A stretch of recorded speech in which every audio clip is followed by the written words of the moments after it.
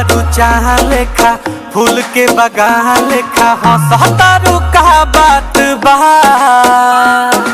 अखिया शराब लेखा चेहरा गुलाब लेखा दिल में समा जात बा। कौन पे चमके कपड़ा रे समके बोली बा गिटार लेखा साज में सितार लेखा काबू में न जज्बात बा।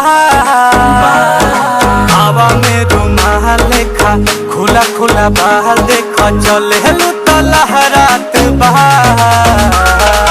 लगता रुचाह लेखा फूल के बगान लेखा हंसतारू का बात बा।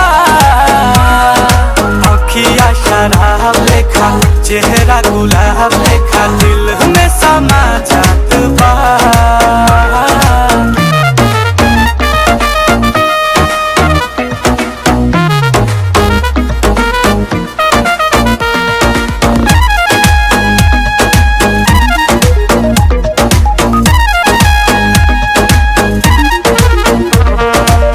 लागता ऐसन तोहरा हो जैसन केहू न बाए जहाँ में नई नवेली बारू अकेली तू जमी आसमां में।